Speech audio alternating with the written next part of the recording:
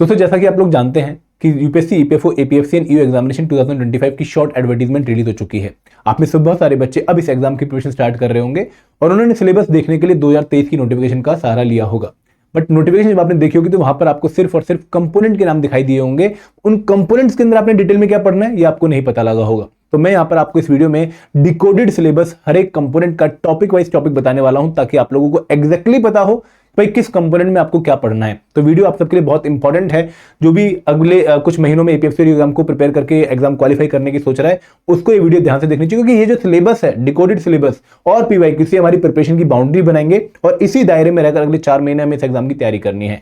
लेकिन दोस्तों आगे बढ़ने से पहले मैं आप लोगों से रिक्वेस्ट करूंगा कि अगर आप हमारे चैनल पे न्यू है तो चैनल सब्सक्राइब करना ना भूलें और एक गाइड बुक डाउनलोड करना ना भूलें, क्योंकि जो प्रेजेंटेशन में डिकोडेड सिलेबस में आप लोगों को बताने वाला हूं वो यहां पर आपको रिटन फॉर्म में भी मिल जाएगी। तो आप इसको कॉपी करके पेस्ट करके अपने घर के या फिर अपने टेबल के सामने वॉल पे लगा सकते हैं, ताकि आप उसको बार बार देख के टॉपिक कवर जो हो रहा है उसको टिक मार मार के आगे बढ़े। और दोस्तों यहाँ पर आपको सॉल्व पीवाईक्यूज भी मिल जाएंगे, जिनको आप डाउनलोड करके देख सकते हैं कि भाई कैसा एग्जाम में पेपर आ रहा है, कैसा उनका सॉल्यूशन है, और प्लस आपको यहाँ पर प्रिपरेशन स्ट्रेटेजी भी मिल जाएगी। तो एक गाइड बुक आपने पक्का डाउनलोड करनी है, टोटली फ्री है आप लोगों के लिए, और लिंक इस वीडियो के डिस्क्रिप्शन में दिया गया है। अब दोस्तों शुरुआत करते हैं डिकोडेड सिलेबस की। तो जैसा मैंने बोला कि भाई जब आप डिकोडेड सिलेबस देखने के लिए नोटिफिकेशन का सहारा लेंगे तो वहां पर आपको सिर्फ कंपोनेंट के नाम दिखाई देंगे कि भाई मुझे जनरल इंग्लिश प्रिपेयर करना है, Indian culture, heritage and freedom movement and current affair prepare करने हैं, पॉपुलेशन डेवलपमेंट ग्लोबलाइजेशन प्रिपेयर करना है, बेसिकली ज्योग्राफी का थोड़ा बहुत पोर्शन है यहाँ पर आपको देखने को मिलेगा, governance and constitution of India prepare करना है, trends in Indian economy prepare करना है, accounting, auditing, IR, labour law, insurance prepare करना है, computer application, general science prepare करनी है, elementary math, stat, general mental ability, social security. तो बहुत सारे कंपोनेंट मुझे प्रिपेयर करने हैं। इस सिलेबस से मुझे आइडिया लग रहा है। बट दोस्तों जो सिलेबस है ना, कौन से एग्जाम का है? ये एपीएफसी एग्जाम का सिलेबस है, assistant provident fund commissioner exam का सिलेबस है। बट बच्चे के मन में सवाल ये आता है कि सर अगर मैं एपीएफसी एग्जाम की तैयारी कर रहा हूं तो ईओ एग्जाम का फिर मैं क्या करूंगा? तो सर मैं यहां पर आप लोगों को बताना चाहूंगा कि जब आप एपीएफसी एग्जाम की तैयारी करते हो तो ऑटोमेटिकली आपकी ईओ एग्जाम की प्रिपरेशन हो रही होती है। क्योंकि अगर मैं कुछ कंपोनेंट को माइनस कर दूं, for example Indian culture heritage minus कर दूं, पॉपुलेशन डेवलपमेंट ग्लोबलाइजेशन माइनस कर दूं, ऑडिटिंग माइनस कर दूं, इंश्योरेंस माइनस कर दूं और स्टेट माइनस कर दूं, तो अब जो मेरा सिलेबस बना वो बना मेरा ईओ एग्जाम का सिलेबस। तो एपीएफसी एग्जाम का सिलेबस एक बड़ा सबसेट है और उसी के अंदर से ऑटोमेटिकली ईओ एग्जाम का सिलेबस निकलता है। तो यहां पर हम आज चर्चा करने वाले हैं एपीएफसी एग्जामिनेशन की, क्योंकि मैं बार बार सभी बच्चों से रिक्वेस्ट यही करता हूं कि भाई अगर आप इन एग्जाम्स के लिए प्रिपेयर कर रहे हो तो आपको एपीएफसी एग्जाम को टारगेट करना चाहिए। क्यों? क्योंकि भाई अगर आप बड़े एग्जाम की प्रिपरेशन कर लेते हो तो ऑटोमेटिकली छोटे एग्जाम की प्रिपरेशन हो जाएगी, प्लस आप एक हायर लेवल के लिए टारगेट कर रहे हो, आप लेवल 10 के लिए टारगेट कर रहे हो। क्योंकि ईओ बनने के बाद भी आपको 5 से 10 साल वेट करनी पड़ती है प्रमोशंस के लिए to become an APFC officer. तो अगर आपको एग्जाम में डायरेक्टली क्लियर करके एपीएफसी बनने का मौका मिल रहा है तो उस मौके को भुनाना चाहिए हर एक बच्चे को। ठीक है, तो ये हमने पहले सब्जेक्ट्स की बात कर ली कि कौन कौन से सब्जेक्ट्स आपको प्रिपेयर करने हैं और कौन से एग्जाम के सब्जेक्ट हैं। अब बात करते हैं कि भाई हर एक कंपोनेंट में हमें एग्जैक्टली पढ़ना क्या है। देखिए यहां पर सबसे पहले हम बात करेंगे Indian culture, heritage and freedom movement की, और हम बात करने वाले हैं पहले एपीएफसी एग्जाम, क्योंकि ये जो कंपोनेंट है Indian culture, heritage and freedom movement, ये एपीएफसी एग्जाम में आता है। ईओ एग्जाम में आपको सिर्फ और सिर्फ फ्रीडम मूवमेंट देखने को मिलेगा, वहां पर इंडियन कल्चर एंड हेरिटेज नहीं है। इंपॉर्टेंट कंपोनेंट है, एग्जाम में लगभग 10 क्वेश्चन इस कंपोनेंट से आते हैं।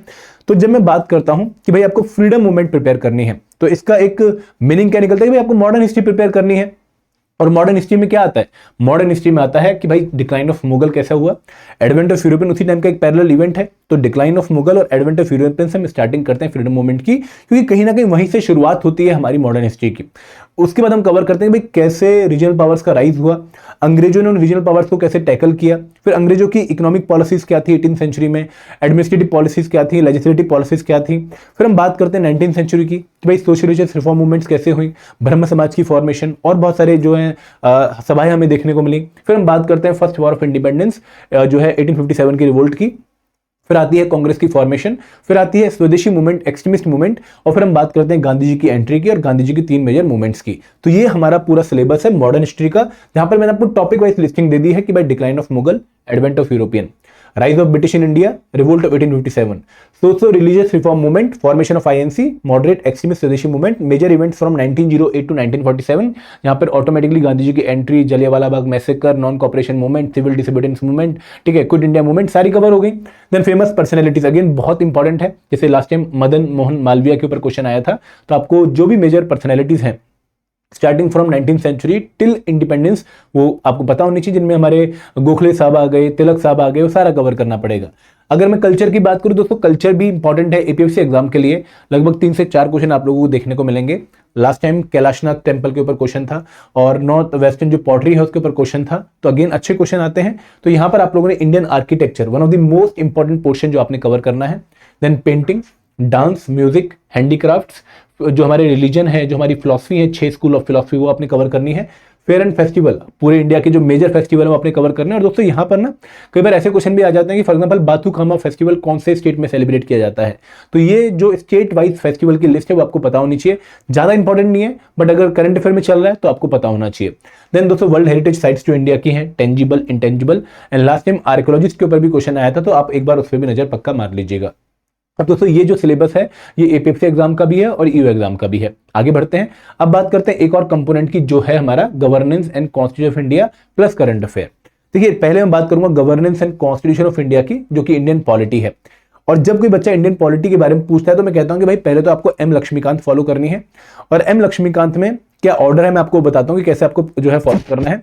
आपको शुरुआत करनी है historical background of Indian constitution से, जहां पर हम बात करते हैं पहले कंपनी रूल की, कि भाई कंपनी रूल के टाइम पर कौन कौन से एक्ट आए। रेगुलेटिंग एक्ट ऑफ 1773 से हम शुरुआत करते हैं, फिर हम चार्टर एक्ट पढ़ते हैं, ठीक है, हम चार्टर एक्ट पढ़ते हैं। उसके बाद हम आते हैं जो है क्राउन रूल पे, कि भाई 1857 की वॉर के बाद क्राउन रूल शुरू हो गया। फिर हम इंडियन काउंसिल एक्ट पढ़ते हैं, फिर मॉरले मिंटो रिफॉर्म्स आते हैं, मॉन्टेगू चेम्सफोर्ड रिफॉर्म आते हैं, 1985 का गवर्नमेंट ऑफ इंडिया एक्ट आता है, और फिर इंडियन इंडिपेंडेंस एक्ट ऑफ 1947 आता है। तो ये सारे एक्ट आपने कवर करने, प्लस इनका इंपैक्ट क्या है इंडियन कॉन्स्टिट्यूशन पे वो आपने कवर करना है। लास्ट टाइम एक क्वेश्चन आया था रेगुलेटिंग एक्ट का, तो ये एक्ट इंपॉर्टेंट है। फिर आपने making of Indian constitution cover करनी है, मेजर कमेटीज कौन सी थी, माइनर कमेटीज कौन सी थी, और फिर आप कवर करते हैं features of Indian constitution, Indian preamble, basic structure doctrine of Indian constitution. तो ये आपका कॉन्स्टिट्यूशनल फ्रेमवर्क वाला जो पोर्शन है वो आपका कवर हो जाएगा। देन एक लेस इंपॉर्टेंट टॉपिक है कि भाई कैसे हमारे देश में स्टेट्स की फॉर्मेशन हुई और कैसे इंडियन यूनियन बनी, और क्या क्या प्रोविजन है सिटीजनशिप के रिगार्डिंग इंडिया में। तो ये आपका सेकंड चैप्टर है, उतना इंपॉर्टेंट नहीं है, बट अगर आप कवर कर लेंगे तो आप फिर थोड़े और अपने आप को जो है कंप्लीट पाएंगे। तो फिर आता है एक बहुत इंपॉर्टेंट ट्रायो जो है फंडामेंटल राइट्स का, डीपीएसपी का और ड्यूटीज का। और मैं आप लोगों को बताना चाहूंगा कि भाई डीपीएसपी आर्टिकल 36 से लेकर article 51 is one such portion जिसके ऊपर एग्जाम में आपको डेफिनेटली 1 या 2 क्वेश्चन देखने को मिलेंगे। तो ये वाला ट्राई तो आपने बिल्कुल भी मिस नहीं करना है और इसमें बहुत टाइम लगाना है, अच्छे से इनको प्रिपेयर करना है। Then central state relation again एक बड़ा टॉपिक है, जहां पर आप लोगों को बहुत सारे फैक्ट्स, लेकिन सबसे इंपॉर्टेंट पोर्शन यहाँ पर इमरजेंसी रहेगा, क्योंकि इमरजेंसी न्यूज में भी काफी चल रहा है और बार बार बीजेपी और कांग्रेस के बीच में टसल देखने को मिलती है। तो इमरजेंसी हमारे लिए पॉलिटिकल पॉइंट ऑफ व्यू से इंपॉर्टेंट नहीं है, इमरजेंसी हमारे लिए इंपॉर्टेंट है from static knowledge point of view, कि भाई कौन से आर्टिकल के थ्रू इमरजेंसी लगती है, 352, 356, 360 फाइनेंशियल इमरजेंसी, नेशनल इमरजेंसी या स्टेट जो प्रेसिडेंट रूल होता है वो आपने कवर करना है इस पर्टिकुलर पोर्शन में अच्छे से। अगेन देखो पॉलिटी और इकोनॉमी 2 ऐसे कंपोनेंट हैं जहां पर जो चीजें करंट में चल रही होंगी उनसे लिंक पोर्शन आप लोगों ने स्टैटिक में पक्का पढ़ना है, क्योंकि वो एग्जाम के लिए ज्यादा इंपॉर्टेंट हो जाता है। फिर एग्जीक्यूटिव इन इंडिया, अगेन ये भी बहुत इंपॉर्टेंट टॉपिक है, क्योंकि यहां पर भी हमें काफी चीजें न्यूज में देखने को मिलती हैं। President of India, vice president of India इस टाइम पर सबसे हॉट टॉपिक, उसके बाद आपको prime minister, then council of minister and then attorney general of India. अगर मैं स्टेट एग्जीक्यूटिव की बात करूं तो वहां पर आप क्या प्रिपेयर करते हो, वहां पर आप प्रिपेयर करते हो कि भाई governor, chief minister, state council of minister and advocate general of state. तो ये आपके एग्जीक्यूटिव इन इंडिया, उनकी उनमें भी आपने क्या पढ़ना है बेसिकली, कि भाई इनको अपॉइंट कौन करता है, उनके इलेक्शन कैसे होते हैं, उनकी सर्विस कंडीशन क्या है, उनके पे स्केल क्या है, फिर उनकी पावर्स क्या हैं, उनकी जो है एक्सेप्शंस क्या क्या हैं, वो सारे जो प्रोविजंस एक पर्टिकुलर एग्जीक्यूटिव के अराउंड होते हैं वो हमने कवर कर रहे हैं। देन आएगा second most important topic of Indian polity, Indian parliament. हम लेजिस्लेचर में इंडियन पार्लियामेंट और स्टेट लेजिस्लेचर पढ़ते हैं, तो इंडियन पार्लियामेंट बहुत इंपॉर्टेंट है दोस्तों, बहुत अच्छे से कवर करना है। एग्जाम में 2-3 क्वेश्चन पक्का देखने को मिलेंगे, ठीक है। फिर जुडिशरी भी देखो इस टाइम पर काफी न्यूज में, एक जज की इंपीचमेंट का प्रोसेस जो है चल रहा है, तो आपको जुडिशरी में सुप्रीम कोर्ट पक्का पढ़ना है, और वहां पर भी आप जज की कैसे अपॉइंटमेंट होती है, कौन अपॉइंट करता है, कोलेजियम्स की क्या रूल है। देन आप पढ़ते हो कि भाई इंपीचमेंट कैसे होती है, सर्विस कंडीशन क्या है, पावर्स क्या है सुप्रीम कोर्ट की। तो यहाँ पर इंपीचमेंट वाला प्रोसेस आप सबके लिए बहुत इंपॉर्टेंट है, आप वो कवर करेंगे। फिर हाई कोर्ट्स कवर करते हैं और फिर यहाँ पर सबऑर्डिनेट कोर्ट कवर करते हैं। तो supreme court is most important और उनके रिलेटेड आर्टिकल आपको पता होने चाहिए।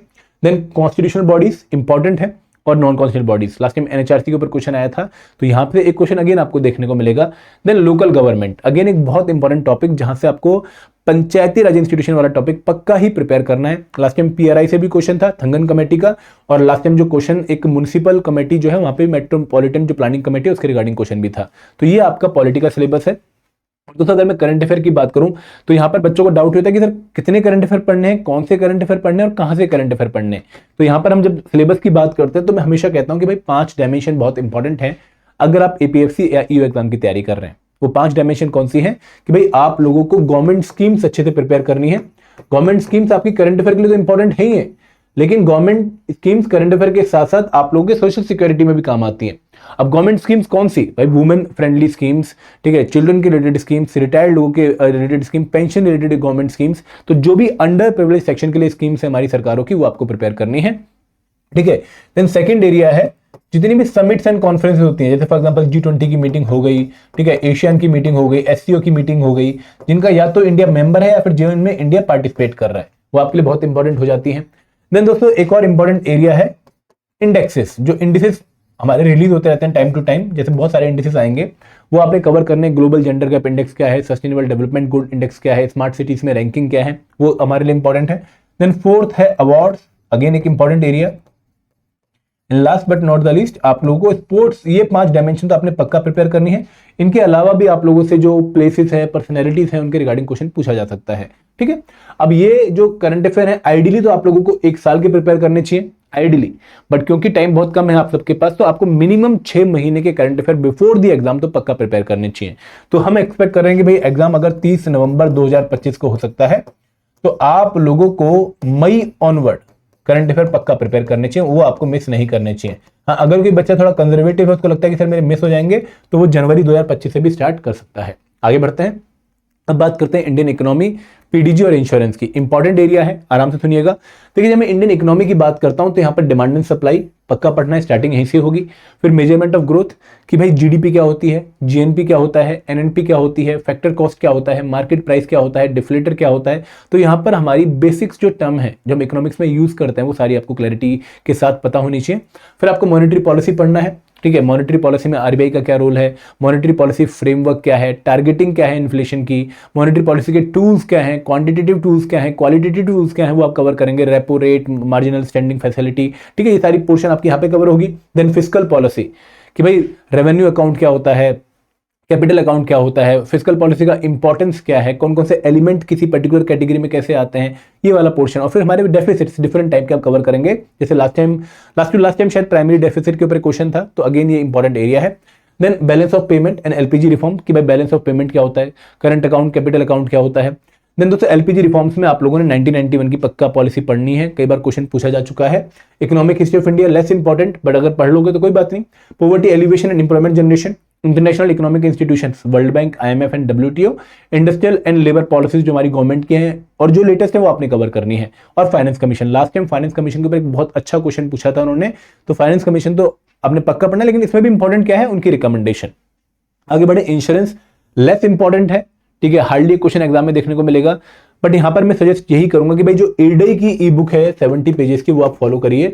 तो उसमें आपको concept and principle of insurance, history of insurance, type of insurance, और ये जो सबसे इंपॉर्टेंट पोर्शन जो हमें देखने को मिला भी है लास्ट 2 टाइम, वो है important terms related to insurance. PDG है पॉपुलेशन डेवलपमेंट ग्लोबलाइजेशन, सिर्फ एपीएफसी में आता है। और यहां पर आप लोगों ने बेसिकली इंडिया की फिजिकल ज्योग्राफी, उसमें भी ड्रेनेज सिस्टम और फिजियोग्राफी, और फिर आपको कवर करनी है इंडिया की ह्यूमन ज्योग्राफी, जो कि आप क्लास 12th की NCERT Indian people and economy से कवर कर लेंगे। ह्यूमन डेवलपमेंट के रिगार्डिंग जितनी भी न्यूज चलती हैं, डेवलपमेंट होती क्या है, इसकी डेफिनेशन क्या है, ह्यूमन डेवलपमेंट की डेफिनेशन क्या है, सस्टेनेबल डेवलपमेंट की डेफिनेशन क्या है, क्या क्या एलिमेंट होते हैं डेवलपमेंट के, किस पर्टिकुलर पर्सन ने क्या डेफिनेशन दी है, अमर्त्य सेन की डेफिनेशन क्या है, महबूब हक की डेफिनेशन क्या है। Then we will talk about कि भाई कौन कौन से इंडिसेस हैं डेवलपमेंट से रिलेटेड, वो आप यहां पर कवर करेंगे। फिर ग्लोबलाइजेशन वाला टॉपिक आप कवर करेंगे। ग्लोबलाइजेशन में भी आप लोगों ने इसका सोशल और इकोनॉमिक इंपैक्ट अच्छे से कवर करना है। अब आते हैं क्वांट, रीजनिंग और स्टैट में। देखो स्लाइड बहुत बड़ी है, लेकिन यहां पर सबसे इंपॉर्टेंट पोर्शन है ये वाला। लगभग 14 से 15 क्वेश्चन एग्जाम में यहां से हार्डली 1 या 2 क्वेश्चन आपको यहां से देखने को मिलेगा, और हार्डली 1 क्वेश्चन आपको यहां से देखने को मिलेगा।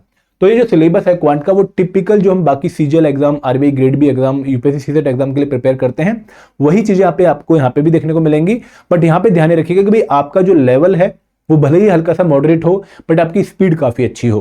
तो यहाँ पे number system, simplification, LCM, HCF, percentage, ratio, proportion, alligation, mixture, profit and loss, average, time distance, boat stream, pipe cistern, mensuration, 2D 3D, permutation, combination, data interpretation, probability, number series, और एक टॉपिक और add कर लीजिएगा, basics of trigonometry. ठीक है, वो आपको आना चाहिए। हाइट एंड डिस्टेंस का बेसिक आपको आने चाहिए, क्योंकि पिछली बार 2 क्वेश्चन हमें देखने को मिले थे। रीजनिंग में अगेन आपको syllogism, blood relation, direction sense, alphabetic series, coding, decoding, analogy, calendar, clock, counting figure, cube, dice, ये वाले टॉपिक्स आपको कवर करने हैं। और इनके लिए बेस्ट बुक क्या रहेगी? R S Agarwal. स्टेट में आपने मीन, मोड, मीडियन और स्टैंडर्ड डिवीजन के ऊपर simple formula based numerical practice कर लेने हैं।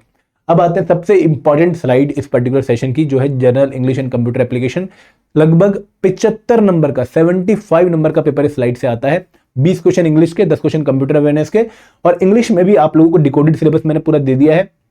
बट दोस्तों इस डिकोडेड सिलेबस में रीडिंग कंप्रेhension, सिनोनिम, एंटोनिम और पैरा जंबल यहाँ पे मेंशन है। एक मिनट मैं बता देता हूँ, ये सेंटेंस रीअरेंजमेंट वाला एक टॉपिक होगा यहाँ पर, शायद वो नहीं है, मैं लिख देता हूँ। सेंटेंस रीअरेंजमेंट वो अपने अच्छे से प्रिपेयर करना है, और 1 वर्ड सब्स्टिट्यूशन, इडियम फ्रेजेस, ये हमारा जो है मोस्ट इंपॉर्टेंट पोर्शन है।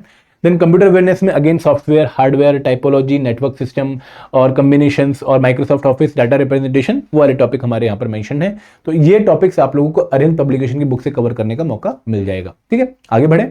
अब बात करते हैं अकाउंटेंसी ऑडिटिंग की। तो अकाउंटेंसी और ऑडिटिंग 2 इंपॉर्टेंट एरियाज हैं एपीएफसी के। ईओए में सिर्फ अकाउंटेंसी आता है। तो अकाउंटेंसी में आप लोगों ने टोटल 20 टॉपिक प्रिपेयर करने हैं। 20 टॉपिक में भी सबसे इंपॉर्टेंट पोर्शन कौन सा है? थ्योरी बेस ऑफ अकाउंटिंग से लेकर इनकम स्टेटमेंट तक। तो अगर ये टॉपिक्स आपने प्रिपेयर कर लिए तो आपकी फाउंडेशन बन जाएगी। प्लस एग्जाम में मैक्सिमम क्वेश्चन आपको यहीं से देखने को मिलेगा। तो यहाँ पर theory base of accounting, recording transaction part 1, recording transaction part 2, trial balance, bill of exchange and income statement, और ये आपने क्लास 12th के लेवल तक का प्रिपेयर करना है। एग्जाम के लिए इतना ही इनफ रहेगा। देन आपने ये 3 टॉपिक बहुत इंपॉर्टेंट प्रिपेयर करने हैं, balance sheet, ratio analysis and cash flow statement. उसके बाद आप लोगों को स्टैंडर्ड्स और उनकी एप्लीकेशन देखने को मिलेगी। तो ये थोड़ा कम इंपॉर्टेंट है, मिस करना चाहो मिस भी कर सकते हो, बट इन पोर्शंस को मिस मत करना। ऑडिटिंग में 7 चैप्टर हैं। Introduction to auditing, classification of audit, company auditor, vouching, liability of an auditor and different audits. Again TN Sharma की बुक इसके लिए बहुत अच्छी बुक है।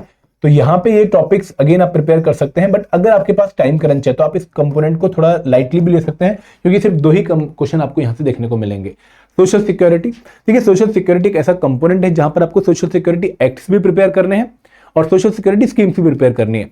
अब बच्चों को इस कंपोनेंट से डर जरूर लगता है, उन्होंने पहले पढ़ा नहीं होता, बट दोस्तों बहुत छोटा और बहुत ही सिंपल कंपोनेंट है, जहां से आप इजीली एग्जाम में 15 नंबर स्कोर कर सकते हो। कैसे? कि भाई 5 एक्ट हैं, 5 एक्ट से आपको 5 क्वेश्चन देखने को मिलेंगे। कौन से 5 एक्ट हैं? ये हमारा एक आईआर का है, लेकिन ये 5 एक्ट हमारे सोशल सिक्योरिटी के हैं। Employee compensation act, employee state insurance act, EPF act, maternity benefit act of 1961, उसकी अमेंडमेंट भी आ चुकी है, and payment of gratuity act. तो 5 एक्ट हमने सोशल सिक्योरिटी में प्रिपेयर, सोशल सिक्योरिटी स्कीम्स वाला जो पार्ट है वो हमारा ऑटोमेटिकली करंट अफेयर में प्रिपेयर हो रहा है। आगे बढ़े। अब दोस्तों एक और बहुत इंपॉर्टेंट कंपोनेंट है IR and labour law. Again मैं कहूंगा कि काफी इंपॉर्टेंट इसलिए है क्योंकि भाई 15 क्वेश्चन इस पर्टिकुलर जो है पार्ट से आने वाले हैं। तो आईआर तो एक थ्योरी वाला पार्ट है, थोड़ा कम इंपॉर्टेंट है, 3 या 4 क्वेश्चन ही देखने को मिलेंगे, बट लेबर लॉ बहुत इंपॉर्टेंट है। तो आईआर में बेसिकली आपने इंडस्ट्री के जो रिलेशंस है, फॉर एग्जांपल कैसे उनका वेजेस होता है, जो लेबर होती है उनका मैनेजमेंट में पार्टिसिपेशन कैसे होता है, ट्रेड यूनियंस कैसे बनती हैं, कौन कौन से डिस्प्यूट जो है इंडस्ट्री में राइज हो सकते हैं, उनको फिर सेटल कैसे किया जाता है, हमने कौन कौन से आईएलओ की कन्वेंशन साइन कर रखी हैं। तो वो सारी थ्योरी यहाँ पर आपको टॉपिक्स की फॉर्म में मिल जाएगी। अब लेबर लॉ में आपने 12 लेबर लॉ प्रिपेयर करने हैं। तो मैं ये तो नहीं बोलूंगा कि भाई इन 12 लेबर लॉ के अलावा कहीं और से क्वेश्चन नहीं आ सकता, आ सकता है। अगर कोई लेबर लॉ न्यूज में है तो उससे क्वेश्चन आ सकता है, क्योंकि पहले हमने जो 2023 तक पैटर्न देखा था वो ये था कि भाई 6 एक्ट से बार बार क्वेश्चन आ रहे थे, बट 2023 के पेपर में हमें 6 और एक्ट देखने को मिल गए। तो 12 एक्ट से लगभग 13-14 क्वेश्चन ईओए में थे और 12 क्वेश्चन एपीएफसी में थे। तो आपने लेबर लॉ तो 12 के 12 प्रिपेयर करने ही करने, क्योंकि ये तो इंपॉर्टेंट हो ही चुके हैं एग्जाम के लिए। बट अगर कोई और लेबर लॉ न्यूज में चल रहा है तो वो भी आपने मिस नहीं करना है। ठीक है, आगे बढ़े। अब जनरल साइंस की बात करते हैं। देखिए जनरल साइंस में आप लोगों ने टेक्नोलॉजी वाला पोर्शन प्रिपेयर नहीं करना है। जो इसरो के इनिशिएटिव है, गगनयान, मंगलयान जो भी है, वो आप करंट अफेयर में प्रिपेयर करेंगे। आपको यहाँ पर टेक्नोलॉजी वाला पोर्शन प्रिपेयर नहीं करना है। तो यहाँ पर आपने सिर्फ बेसिक साइंस प्रिपेयर करनी है, क्लास 10th तक के लेवल की। आपने एनसीईआरटी 6 से 10th की फॉलो करनी है, basic physics, basic chemistry, basic biology, उसी की एप्लीकेशन आपको क्वेश्चन सॉल्व करने में हेल्प कर देगी। तो यहाँ पे और ज्यादा टेंशन आपने नहीं लेनी है। लेकिन दोस्तों यहाँ पर ना एपीएफसी एग्जाम में कुछ हिडन सिलेबस, मैं ईओ में तो नहीं बोलूंगा, लेकिन एपीएफसी में एक हिडन सिलेबस है कि आपको एंशिएंट और मिडिवल के भी क्वेश्चन देखने को मिल सकते हैं। लगभग 2 क्वेश्चन लास्ट टाइम थे। देन आपको फिजिकल ज्योग्राफी जो कि मैंने पीडीजी में ऑलरेडी कवर कर लिया है, उसके क्वेश्चन देखने को मिल सकते हैं।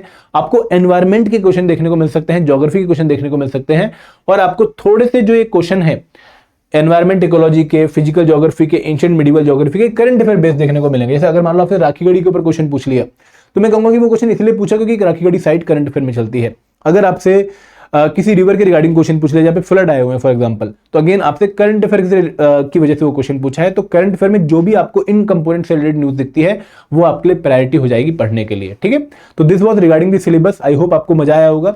अब दोस्तों अगर आप ये सिलेबस सेल्फ स्टडी से कवर करना चाहते हैं कर सकते हैं, आपके लिए मतलब कोई इसमें दिक्कत वाली बात नहीं है। बट अगर आप कोर्सेज के थ्रू प्रिपेयर करना चाहते हो तो हमने अपने 3 डेडिकेटेड कोर्स प्रिपेयर कर रखे हैं।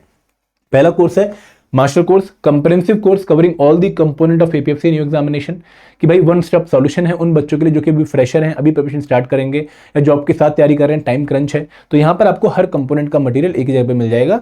और यहाँ पर रिकॉर्डेड वीडियोस हैं, लाइव क्लासेस भी हैं। यहाँ पर आपको जो है सॉल्व पीवाईक्यूज मिल जाएंगे, यहाँ पर आपको चैप्टर वाइज नोट्स मिल जाएंगे, चैप्टर वाइज क्विज मिल जाएंगे, और यहाँ पर आप लोगों को जो है एक और इंपॉर्टेंट चीज कि आपको वीकली मेंटर टॉक सेशन देखने को मिलेगा। दोस्तों दूसरा कोर्स है स्पेशल सब्जेक्ट कोर्स उन बच्चों के लिए जो कि जीएस एंड क्यूआरई किसी और एग्जाम की प्रिपरेशन में कंप्लीट कर चुके हैं, polity, history, geography, science, economy, quant, reasoning, English, लेकिन स्पेशल कंपोनेंट जो सिर्फ एपीएफसी एग्जाम में आते हैं लाइक अकाउंटेंसी, ऑडिटिंग, इंश्योरेंस, ठीक है, social security, IR and labour law, वो यहाँ पर हम कंप्रेहेंसिवली कवर करेंगे। आपको जीएस एंड क्यूआरई के प्रैक्टिस एमसीक्यूज मिलेंगे, लेकिन बाकी कंपोनेंट्स के आप लोगों को कंप्रेहेंसिव सॉल्यूशन, वीडियोस, नोट्स सब मिल जाएंगे। ठीक है, टेस्ट सीरीज कौन से बच्चे के लिए है? जो कि एक बार पूरा सिलेबस कंप्लीट कर चुका है और फिर रिवीजन और प्रैक्टिस करना चाहता है, वो टेस्ट सीरीज में एनरोल कर सकता है। अगर आपको इन कोर्सेज के बारे में और इन्फॉर्मेशन लेनी है तो लिंक इस वीडियो के डिस्क्रिप्शन में दिया गया है। तो this is all from my side. Thank you very much. जय हिंद, जय भारत।